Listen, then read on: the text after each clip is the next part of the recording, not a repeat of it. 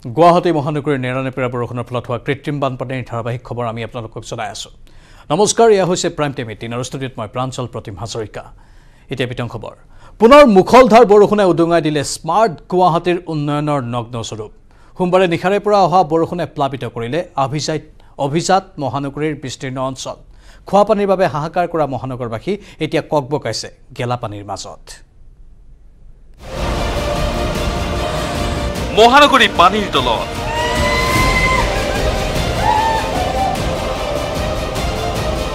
চৌদিশে জলপ্ৰলয়, ত্ৰাহি মধুসূদন জনতাৰ।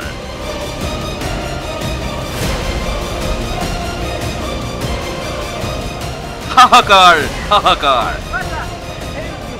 ৰক্ষা কৰা জিএমচি, ৰক্ষা কৰা চৰকাৰ। সুপাৰ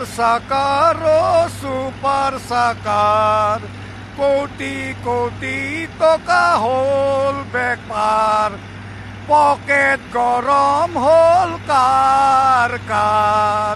সুপাৰ সাকাৰ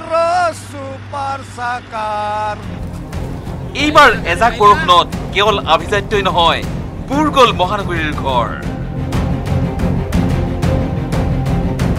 সুৰক্ষা নাওলৈ মহানগৰীৰ গলিয়ে গলিয়ে উদ্ধাৰ অভিযান চলালে NDRF SDRFে।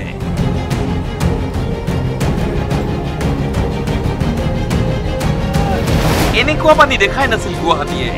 অন্ততঃ যোৱা 2 বছৰ ধৰি পানীয়ে এনে জলাকলা খোৱা নাছিল গুৱাহাটী। কিন্তু নিশাটোৰ মুখলধাৰ বৰষুণত অভাৱনীয় বিপৰ্যয়ৰ মুখামুখি হ'ল মহানগৰবাসী জনতা।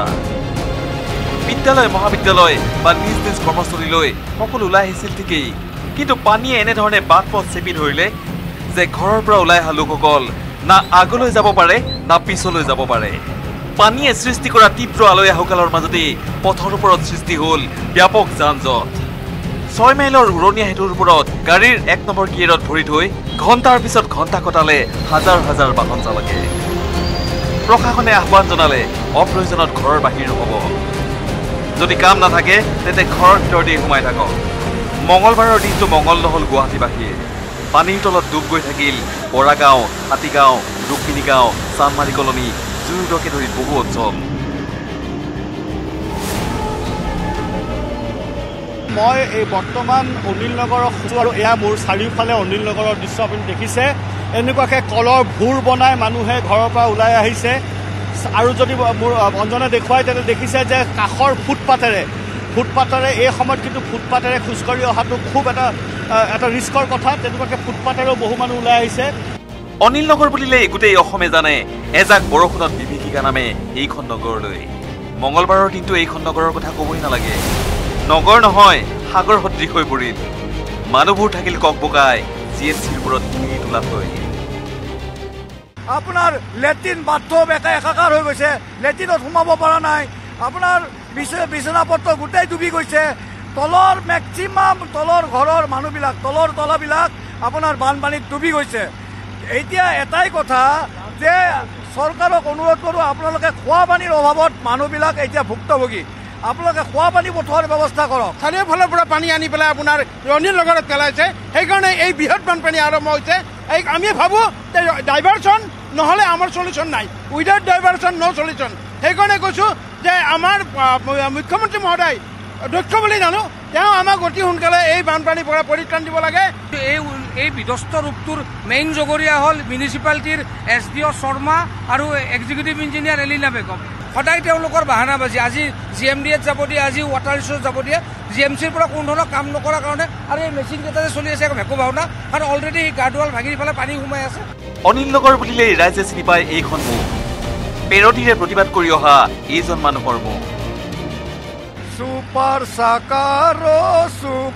সাকার কোটি কোটি টকা হল বেপার, পকেট গরম হল কার কার। সুপার সাকার ক'ত গ'ল কোটি কোটি টকা খৰচ কৰি অনা ছুপাৰ চাকাৰ ট্ৰাক? মই 100 বাৰে চৰকাৰলৈ 100 বাৰ ফোন কৰিছোঁ আৰু এলিনা বেগম তেওঁ এক্সিকিউটিভ ইঞ্জিনিয়াৰ 100 বাৰৰ ওপৰত ফোন কৰিছোঁ, প্লাছ 50 বাৰ আপোনাৰ ফিজিকেলি মই লগ কৰিছোঁ। তেওঁলোকে কৈছে এবাৰ মোক কয় এইটো GMDৰ কাম, GMDত খবৰ কৰোঁ, GMDয়ে কয় নহয়, ৱাটাৰ ৰিচোৰ্চত খবৰ কৰোঁ, ৱাটাৰ ৰিচোৰ্চত নহয় বুলি কয়। তেওঁলোক দুজনৰ হেমাৰিৰ কাৰণে যে অৱস্থা, এই গা ধোৱাৰ ভাই মেচিনবোৰ এনেই চলি আছে, এইবোৰ মানুহক অভুৱা ভৰাৰ কাৰণে মেচিনবোৰ চলি আছে। পিছে GMCয়ে ক'লে সকলোতে ছুপাৰ চাকাৰ লগাম বুলি ক'লেই নহয়। ছুপাৰ চাকাৰ এটা অত্যাধুনিক মেচিন। আমি প্ৰতিটো জেগাতে আমি ছুপাৰ চাকাৰৰ আমি প্ৰয়োগ কৰিব নোৱাৰোঁ। আজি চাওক ছুপাৰ চাকাৰ য'ত পানী বেছি হয়, অসমৰ নলাবিলাকত পানীটো খুব বেছি, এতিয়া পানী ব্লক কৰি এতিয়া অকল ছুপাৰ চাকাৰে যে গুৱাহাটীৰ ৰাইজক কৃত্ৰিম বান পৰিস্থিতিৰ পৰা পৰিত্ৰাণ দিব সেইটো নহয়। ইফালে নতুনকৈ মেয়ৰৰ দায়িত্ব লৈ চৰম প্ৰত্যাহ্বানৰ মুখামুখি হোৱা মৃগেন শৰণীয়াকো প্ৰশ্নৰে থকা সৰকা কৰিলে ভুক্তভোগী লোকসকলে। মেয়ৰে ক'লে মোৰ এমাহ হৈছেহে। দীৰ্ঘদিন ধৰি আপুনি মেয়ৰ হৈ আছে, এই অৱস্থা কিয় হ'ল? দীৰ্ঘদিন মেয়ৰ নাই, 2 বছৰ আমি 3বাৰ নাই, 3 বছৰ নাই। 3 বছৰ পিছত যেতিয়া মই আছিলোঁ তেতিয়া পানীখিনি কমি আছিল আৰু আশা কৰিছোঁ আগলৈকে মই এইখিনি কমাম। সমাধান স্থায়ী সমস্যা সমাধান নহয়, এইটো বানপানী যিটো বৰষুণ দিছে। কৃত্ৰিম বানৰ বাবে সৰ্বত্ৰ GMCৰ ব্যৰ্থতাৰ অভিযোগ উঠিছে, কিন্তু ব্যৰ্থতা মানি ল'ব নোখোজে GMCয়ে। ইয়াৰ বিপৰীতে কৃত্ৰিম বানৰ বাবে অজুহাত দিলে বেছি বৰষুণৰ।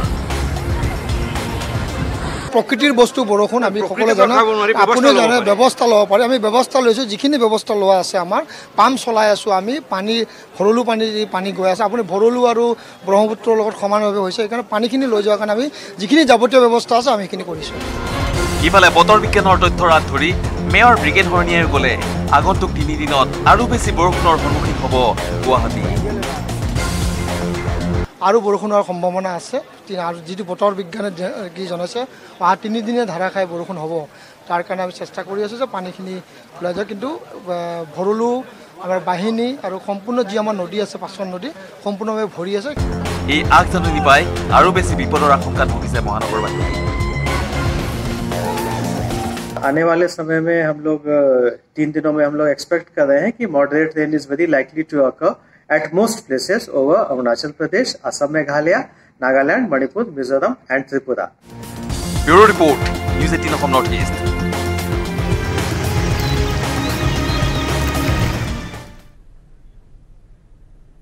আনফালে জলমগ্ন গুৱাহাটীবাসীৰ বাবে এটা উদ্বেগজনক খবৰ। আগন্তুক 5 দিনলৈ গুৱাহাটীকে ধৰি ৰাজ্যৰ ভিন্ন প্ৰান্তত আহিব মুখলধাৰ বৰষুণ। এই আগজাননী আঞ্চলিক বতৰ বিজ্ঞান কেন্দ্ৰৰ। বে অফ বেংগল সাগৰ পৃষ্ঠৰ পৰা 0.9 কিলোমিটাৰত উৎপত্তি হোৱা বতাহৰ ফলত উত্তৰ পূৰ্বাঞ্চলৰ ৰাজ্যলৈ আগমন ঘটিছে মৌচুমী বতাহৰ, যাৰ ফলত 24 ঘণ্টাৰ ভিতৰত অসম, মেঘালয়, নাগালেণ্ড, মণিপুৰ, ত্ৰিপুৰা, মিজোৰাম আৰু অৰুণাচলৰ কিছু ঠাইত মুখলধাৰ বৰষুণৰ যথেষ্ট সম্ভাৱনা আছে। লগতে 15 জুনৰ পৰা 18 জুনলৈ অসমৰ লগতে চুবুৰীয়া ৰাজ্যসমূহত হ'ব ধাৰাসাৰ বৰষুণ। পুনৰ কৈছোঁ, জলমগ্ন গুৱাহাটীবাসীৰ বাবে এটা উদ্বেগজনক আৰু বেয়া খবৰ আহিছে। আগন্তুক 5 দিনলৈ গুৱাহাটীকে ধৰি ৰাজ্যৰ ভিন্ন প্ৰান্তত আহিব মুখলধাৰ বৰষুণ। এই আগজাননী আঞ্চলিক বতৰ বিজ্ঞান কেন্দ্ৰৰ। বে অফ বেংগল সাগৰ পৃষ্ঠৰ পৰা 0.9 কিলোমিটাৰত উৎপত্তি হোৱা বতাহৰ ফলত উত্তৰ পূৰ্বাঞ্চলৰ ৰাজ্যলৈ আগমন ঘটিছে মৌচুমী বতাহৰ, আৰু যাৰ ফলতে 24 ঘণ্টাৰ ভিতৰত অসম, মেঘালয়, নাগালেণ্ড, মণিপুৰ, ত্ৰিপুৰা, মিজোৰাম আৰু অৰুণাচলৰ কিছু ঠাইত মুখলধাৰ বৰষুণৰ যথেষ্ট সম্ভাৱনা আছে।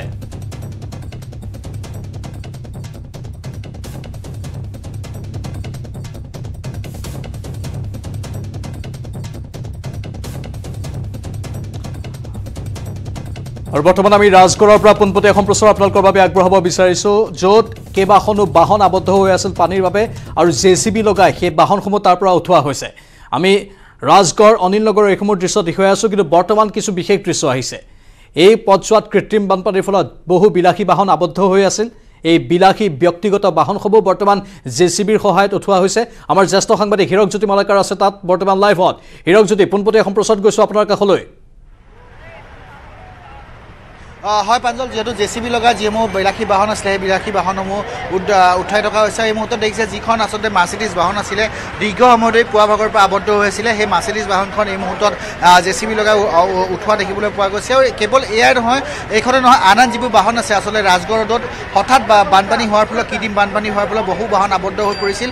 আবদ্ধ বাহনসমূহক কিছু সময় পিছতেই উঠুৱাই পেলানি JCB লগাই উঠাই অনা হ'ব। আৰু এই মুহূৰ্তত দেখিছে যিখন আচলতে যিখন বিলাসী বাহন আছিলে সেই মাৰ্চিডিজ বাহন সেই বিলাসী বাহনখন এই মুহূৰ্তত উঠাই থকা দেখিবলৈ পোৱা গৈছে আৰু স্থানীয় প্ৰশাসনে এই ক্ষেত্ৰত সহায় সহযোগিতা আগবঢ়োৱা দেখিবলৈ পোৱা গৈছে যিহেতু গুৱাহাটী মহানগৰীত এজাক বৰষুণৰ পিছতেই অৰ্থাৎ নিশাৰ ভাগৰ পৰা অহা বৰষুণৰ পিছতেই যথেষ্ট বাহনসমূহ আবদ্ধ হৈ পৰা দেখিবলৈ পোৱা গৈছিল আৰু এই আবদ্ধ হৈ থকা বাহনবোৰ এই মুহূৰ্তত উঠাই থকা দৃশ্য দেখাই আছোঁ কেমেৰা পাৰ্চন যিহেতু অঞ্জনে দেখাই আছে JCB লগাই এই বাহনসমূহ উঠাই থকা হৈছে আৰু প্ৰশাসনে এটা কথা কৈছে যে যিসকল লোক এতিয়া পানী তলত আছে সেই পানী তলত থকা লোকসকলকো NDRFৰ জৰিয়তে উদ্ধাৰ অভিযান অব্যাহত থকাও দেখিবলৈ পোৱা গৈছে আৰু অনিল নগৰ নবীন নগৰকে ধৰি ৰাজগড় যিটো অঞ্চল আছে সেই ৰাজগড় অঞ্চলটোত এতিয়া এই মুহূৰ্তলৈকে এককাল পানী বুলি ক'ব লাগিব এককাল পানী তলত আছে আৰু বাহনসমূহ আবদ্ধ হৈ আছে আৰু যিসমূহ বাহন আছে সেই বাহনসমূহ আবদ্ধ বাহনসমূহ উদ্ধাৰ কৰা দেখিবলৈ পোৱা গৈছে আৰু JCB লগোৱা হৈছে দুখনকৈ JCB লগাই এনেদৰে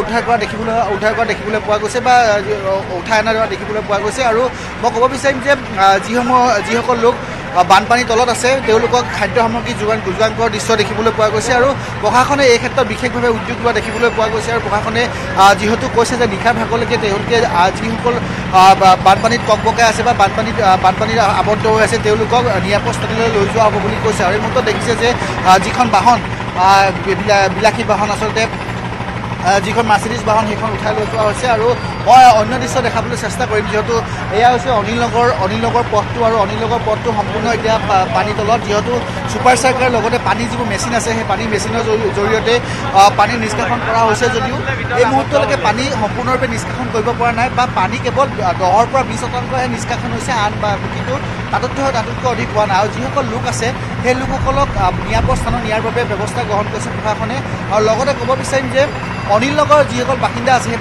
বাসিন্দাসকলক খাদ্য সামগ্ৰী যোগান ধৰা দেখিবলৈ পোৱা গৈছে আৰু এই মুহূৰ্তত দেখিছে যিটো দৃশ্য দেখাই আছোঁ আমি আচলতে যিখন বিলাসী বাহনৰ কথা পুৱাৰ ভাগৰ পৰা দেখাই আছিলোঁ বা পুৱাৰ ভাগৰ পৰা ফেচবুকৰ লগতে আন সামাজিক মাধ্যমত ভাইৰেল হৈছিল যিখন ফটো আচলতে বিলাসী বাহনখন আবদ্ধ হৈ থকা ফটো আৰু সেই বিলাসী বাহনখন এই মুহূৰ্তত যদি JCB লগাই উঠাই লৈ যোৱা হৈছে নিৰাপদ স্থানলৈ লৈ যোৱা হৈছে আৰু তেওঁলোকে এটা কথা স্পষ্টকৈ কৈছে যে যিসমূহ বাহন আন বাহন ৰাজগড় ৰোডত ইতিমধ্যে আবদ্ধ হৈ আছে সেই ৰাজগড় ৰোডত আবদ্ধ হৈ থকা বাহনসমূহ উদ্ধাৰ কৰাৰ বাবে সকলো ধৰণৰ ব্যৱস্থা গ্ৰহণ কৰা হ'ব বুলি কৈছে আৰু মই পুনতে যিহেতু অঞ্জনে দেখাব ইয়াৰ যিটো ৰাজগড় পথ আছে সেই ৰাজগড় পথটো চানমাৰীলৈ যোৱা আচলতে যিটো ৰাজগড় পথ আছে সেই ৰাজগড় পথটো সম্পূৰ্ণৰূপে পানী তলত আছে আৰু যিসকল লোক আছে সেই লোকসকল অহা যোৱা কৰাত ব্যাহত হৈ পৰিছে কিন্তু কেৱল যিসকল লোকে আচলতে অফিচ কাছাৰীৰ পৰা অহা সময় যিহেতু অফিচ কাছাৰী বা 5 বজাৰ পিছত অফিচ কাছাৰী বন্ধ হৈ যায় তাৰপিছত যিসকল লোক অহা যোৱা কৰিছে তেওঁলোকে ৰিক্সাৰ মূলস্থল হৈ পৰিছে আৰু ৰিক্সাৰ জৰিয়তে তেওঁলোকে অহা যোৱা কৰা দেখিবলৈ পোৱা গৈছে এই ৰাজগড় এই অঞ্চলটোত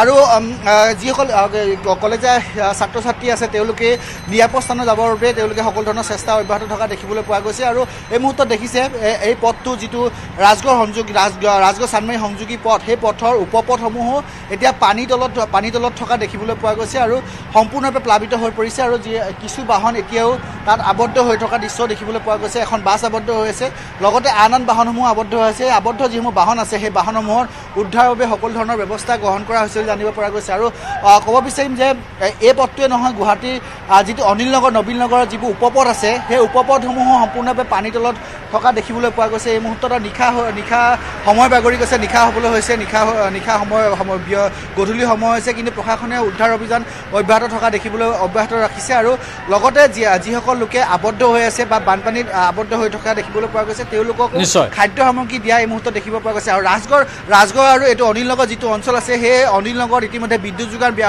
ব্যাহত হৈ পৰিছে আৰু 10 বজাৰ পৰা বিদ্যুৎ যোগান ব্যাহত হৈ পৰা কথা আমি জানিব পৰা গৈছে প্ৰাঞ্জল ধন্যবাদ জনাইছোঁ হীৰকজ্যোতি বালাকাৰ এইখিনি তথ্যৰ বাবে আৰু এয়া ৰাজগড় ৰোডৰ লগতে অনিল নগৰৰ পৰিৱেশ আমি দেখুৱালোঁ য'ত এতিয়া বিভিন্নজন আবদ্ধ হৈ থকা লোকক উদ্ধাৰৰ বাবে বিশেষ প্ৰয়াস গ্ৰহণ কৰা হৈছে সমান্তৰালভাৱে তেওঁলোকৰ বাবে খাদ্য সামগ্ৰী দি থকা হৈছে আৰু যিসমূহ ব্যক্তিগত বাহন আবদ্ধ হৈ আছিল JCB লগাই সেইসমূহ ব্যক্তিগত বাহন তাৰ পৰা আঁতৰাই নিয়া হৈছে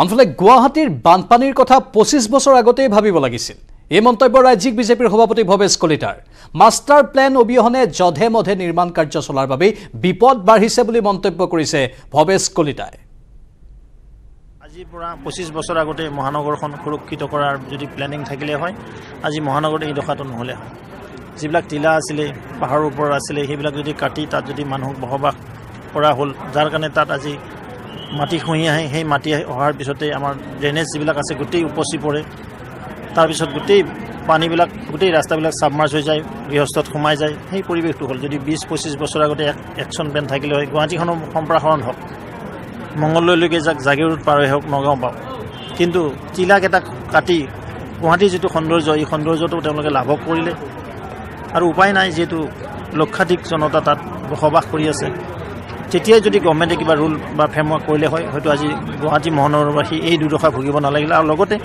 ফ্লেটবিলাক বনালে তেতিয়াই পাৰ্মিশ্যন দিয়া হ'ল খৰচ চোতাবিলাক বন্ধ কৰিলে বাহিনী নৈৰ ওপৰত অত্যাচাৰ চলিল ভৰলু নৈৰ ওপৰত অত্যাচাৰ চলিল এতিয়াও মানুহে তেওঁলোকৰ পেলনীয়া সামগ্ৰী নি নৈত পেলাই দিয়ে সজাগ সচেতন হোৱা হ'লে আজি এই দশাটো মহানগৰবাসীয়ে ভুগিব নালাগিলে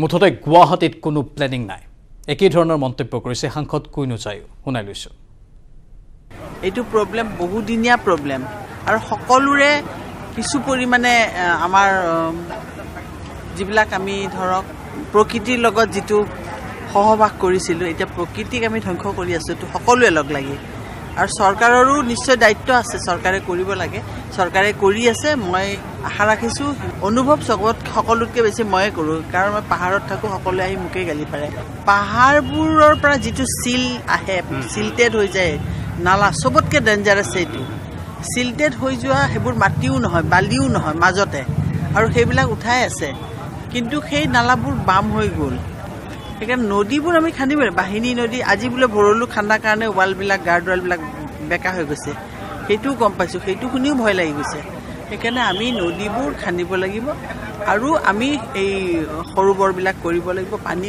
গোটাব লাগিব এফালে কৃত্ৰিম বান আনফালে ভূমিস্খলন নেৰানেপেৰা বৰষুণৰ ফলত মহানগৰীৰ প্ৰান্তে প্ৰান্তে সংঘটিত হৈছে ভূমিস্খলনৰ ঘটনা বৰাগাঁৱত একে সময়তে পাহাৰৰ মাটি খহি প্ৰাণ গ'ল 4জনকৈ লোকৰ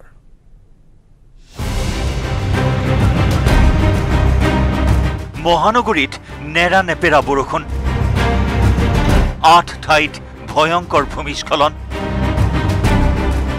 বৰাগাঁৱত 4জনৰ মৃত্যু মুখলধাৰ বৰষুণৰ মাজতে বৰাগাঁৱত ভয়ংকৰ ভূমিস্খলন পাহাৰৰ মাটিয়ে এখন ঘৰ পুতি পেলোৱাৰ ফলত মৃত্যু 4জন লোকৰ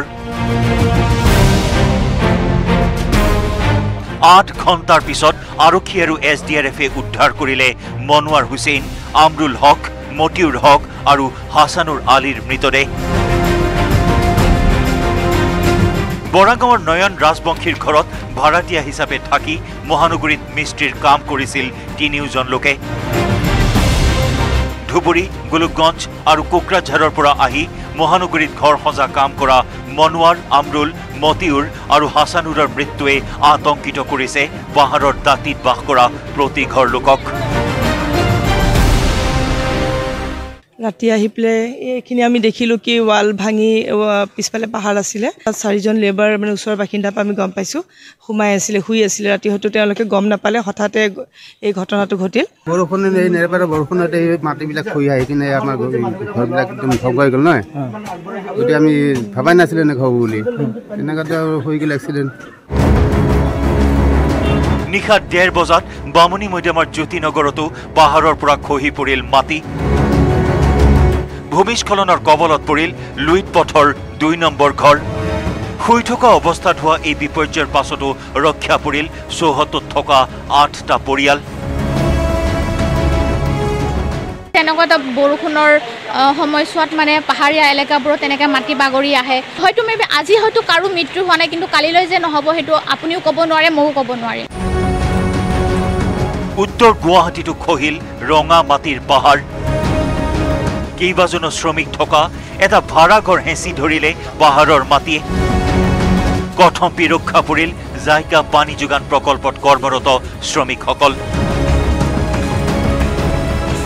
ৰাতি ধাৰাসাৰ বৰষুণত মাটি খহি লেবাৰ এজন যেনে তেনে বাচিছে আৰু ঘৰ দুৱাৰ চব ভাগিছে গোটেই মাটি চাটি খহি গ'লে আমি তাতে মানে কেইটামান মানুহ থাকে ইয়াতে লেবাৰ মাটি খহি তৎক্ষণাত বাঢ়িছোঁ আৰু ভূমিস্খলনে বিধ্বস্ত কৰিলে পাণ্ডু কামাখ্যা সংযোগী পথ ভয়ংকৰ ফাঁট মেলিছে পথছোৱাত কেৱল মাটিয়েই নহয় পাহাৰৰ পৰা খহি পৰা প্ৰকাণ্ড প্ৰকাণ্ড শিলাখণ্ডই ব্যাহত কৰিছে যাতায়াত।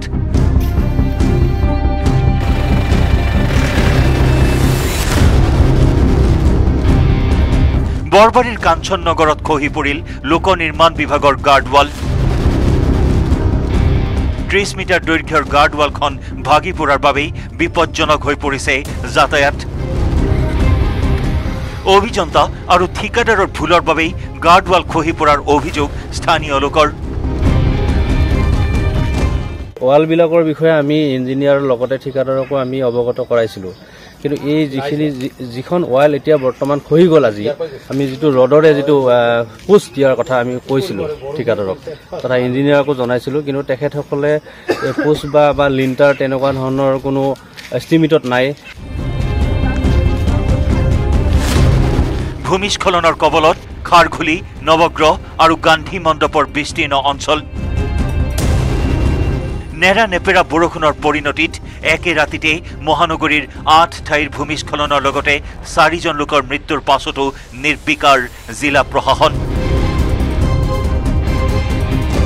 গুৱাহাটীৰ 19খন পাহাৰত 366টা ভূমিস্খলন প্ৰৱণ এলেকা চিনাক্ত কৰিয়েই দায়িত্ব সামৰিছে জিলা দুৰ্যোগ প্ৰশমন প্ৰাধিকৰণে। Bureau report, news 18 Assam north east.